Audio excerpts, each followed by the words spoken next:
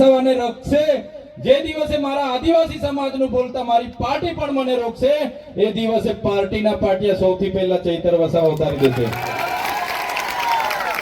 પહેલા મારો સમાજ, જેમણે મને ધારાસભ્ય બનાવ્યા છે, જેમણે મને પ્રમાણપત્ર આપ્યું છે, અને પછી પક્ષ પાર્ટી આવશે. આવી રીતના તમામ નેતા જે દિવસે વિચારતા થશે, તે દિવસે આપણું સમાજ આગળ આવશે. આજે તમે જોઈ લો, આપણું પ્રતિનિધિત્વ કાં છે, આપણા નેતાઓ કાં છે? અહીંયા ટપાલ આપવા વાળાની ભરતી થાય એટલે બધા ટપાલીઓ બહારથી આવે. અહીંયા તલાટી ક્લાર્કની ભરતી થાય એટલે બધા લોકો બહારથી આવે. અહીંયા ગ્રામ સેવકની, ટીડીઓની, મામલતદારની ભરતી થાય, બધા લોકો બહારથી આવે. અહીંયા એક ભીડ ગાર્ડની પણ ભરતી થાય છે, એ ભીડ ગાર્ડો પણ બધા બહારથી આવે. આવે છે કે નથી આવતા? જે લોકો બહારથી ભરતી થઈને આવે છે, એ બિચારાને એટલી ખબર નથી રહેતી આ હાથ છે, હેજડો છે, મોવડો છે કે ખાકરો છે, તો પણ એ લોકો લાગી જાય છે. તો શું આપણા છોકરાઓ નહીં લાગે? આપણા છોકરાઓ કાબિલ નથી છે, પણ કેમ નથી લાગતા? કેમ કે બધા જ નેતાગીરીમાં આપણા લોકોનું ઉપજતું નથી. એટલા માટે કેમ છો, આપણે બધા એક થઈને આગળ આવવું પડશે. તે દિવસે આદિવાસી સમાજ એક થશે.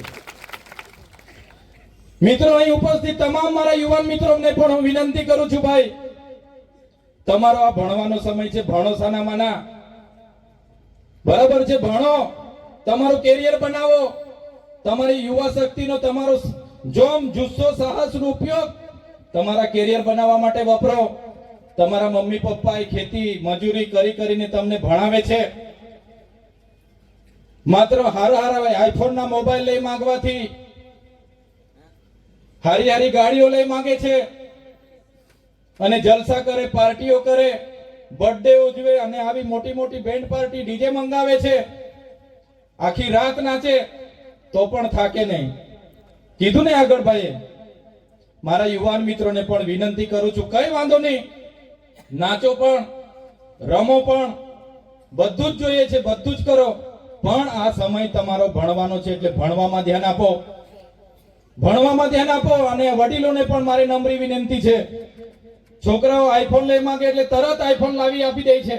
છોકરાઓ કેટીએમ R1 લઈ માંગે એટલે તરત લાવીને આપી દેવાની, કે મારો છોકરો લઈ માંગે છે આપી દો. એટલા માટે છોકરાઓ પછી આપણા કંટ્રોલમાં નથી.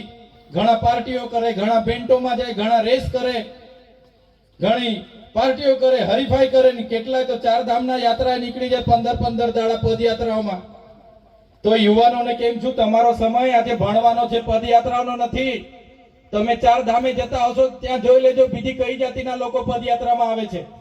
આપણા જ લોકો બધા 15-20 દાડે પદયાત્રામાં ભરો છો ભાઈ.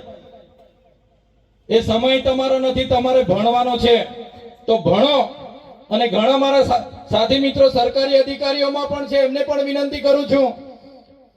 હું અનેક રાજ્યોમાં ફરું છું. હું મહારાષ્ટ્ર હોય, મધ્યપ્રદેશ હોય, ગુજરાત હોય, અને રાજસ્થાનમાં પણ હું જાઉં છું. તમે વિચાર કરો, રાજસ્થાનમાં આપણા જ આદિવાસીની એક કોમ્યુનિટી મીણા જાતિ છે.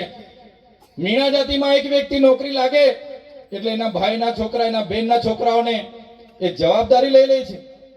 એના ભાઈના છોકરાની ફી પોતે ભરે, પોતાના રૂમ પર રાખે, ભણાવે છે. જ્યારે આપણામાંથી બધાને હું કહેતો નથી, કહેવાની વાત કડવી છે, પણ ખોટું નહીં લગાડતા. જ્યારે આપણે, તમે હોય કે અમે હોય, આપણે નોકરી લાગી ગયા એટલે બેનના છોકરા શું કરે, ભાઈના છોકરા શું કરે, કાકાના પોયરા શું કરે, કોઈ આપણે ધ્યાન આપતા નથી. એટલા માટે જ રાઠવા હોય કે વસાવા હોય કે ચૌધરી હોય કે ગામિત હોય, આપણે મીણા કોમ્યુનિટી કરતા પાછળ છે. એટલા માટે જ હું કેમ છું, આપણા વિસ્તારમાં દારૂ, ડીજે અને દહેજ પર આપણે આવનારા દિવસોમાં લગામ લાવવું પડશે.